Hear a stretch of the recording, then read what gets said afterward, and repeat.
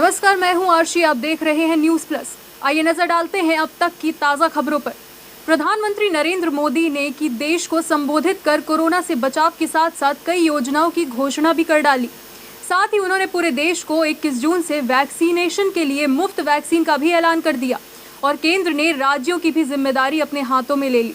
उत्तर प्रदेश के मुख्यमंत्री योगी आदित्यनाथ ने प्रधानमंत्री के इस निर्णय का स्वागत किया और क्या कुछ कहा, आइए देखते हैं इस रिपोर्ट में। प्रधानमंत्री नरेंद्र मोदी ने राष्ट्र के नाम संदेश देते हुए कई बड़े अहम ऐलान किए। इसके तहत 21 जून से 18 साल से ऊपर वालों को कोरोना का मुफ्त टीका लगाया जाएगा। कोरोना पर काबू पाने के लिए केंद्र की तरफ से ये बड़ा तोहफा है। वहीं यूपी के मुख्यमंत्री योगी आदित्यनाथ ने पीएम मोदी के इस ऐलान का आभार जताया। उन्होंने कहा कि अब किसी भी राज्य को कुछ भी खर्च नहीं करना पड़ेगा। मुख्यमंत्री योगी आदित्यनाथ ने इसके अलावा प्रधानमंत्री द्वारा की गई एक अन्य बड़ी घोषणा, जिसमें प्रधानमंत्री गरीब कल्याण अन्न योजना को दीपावली तक आगे बढ़ाने का फैसला लिया गया है। इसकी सराहना करते हुए सीएम ने कहा, ये सबका साथ सबका विकास के मंत्र को चरितार्थ करता है। उन्होंने यूपी के सभी लाभार्थियों की तरफ से पीएम मोदी का आभार व्यक्त किया। सीएम ने ट्वीट करते हुए कहा, ये फैसले का स्वागत करना योग्य है। साथ ही उन्होंने कहा कि नवंबर 2021 तक 80 करोड़ देशवासी इससे लाभान्वित होंगे। उन्होंने पीएम के इस निर्णय को जन कल्याणकारी बताया। आदरणीय प्रधानमंत्री जी के मार्गदर्शन और उनके नेतृत्व में पूरा देश इस लड़ाई को मजबूती से लड़ रहा है।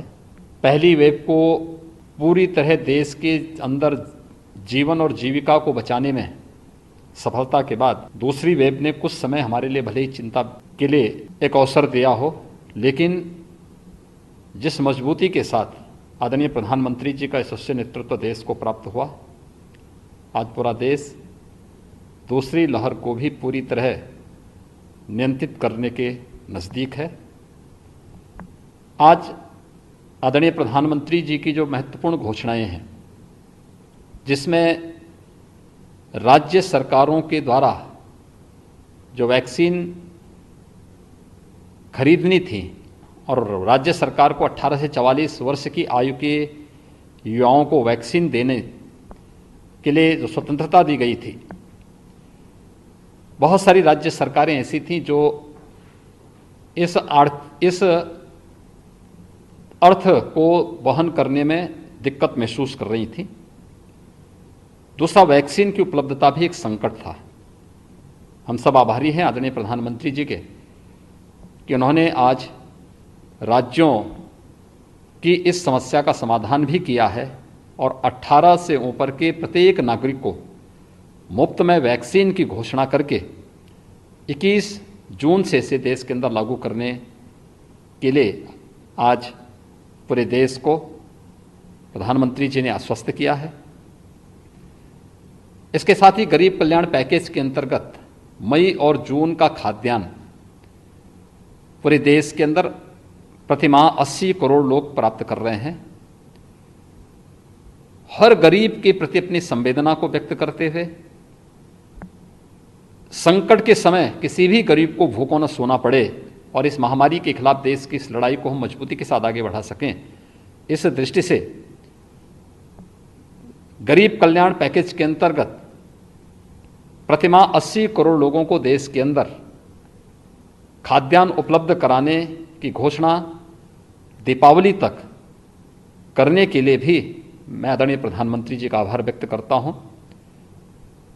आदरणीय प्रधानमंत्री जी ने कोरोना के खिलाफ इस लड़ाई में कोविड प्रोटोकॉल का जो आह्वान किया है, मेरी पूरे प्रदेशवासियों से अपील है कि हम सब उस कोविड प्रोटोकॉल का पालन करें, जिसमें 2 गज की दूरी, मास्क है जरूरी का पालन तो अनिवार्य रूप से है ही, लेकिन हम कोविड टेस्ट से न भागें। दूसरा, वैक्सीन में नंबर आने पर, हमारी पारी आने पर हम वैक्सीन अवश्य लेंगे। किसी भी प्रकार की भ्रामक और अफवाह में पड़ने की बजाय हम वैक्सीन लेकर के सुरक्षा कवच जरूर लें। मैं एक बार फिर से आदरणीय प्रधानमंत्री जी के देश के प्रति उत्कृष्ट नेतृत्व और संवेदनशीलता के लिए हृदय से आभार व्यक्त करता हूं। आज हम आपको लेकर चलते हैं हनुमान जी के उस मंदिर में, जहां पर जटिल से जटिल टूटी हुई इंसान की हड्डियां जुड़ जाती हैं। इस मंदिर को ऑर्थोपेडिक हनुमान जी के मंदिर के नाम से भी जाना जाता है।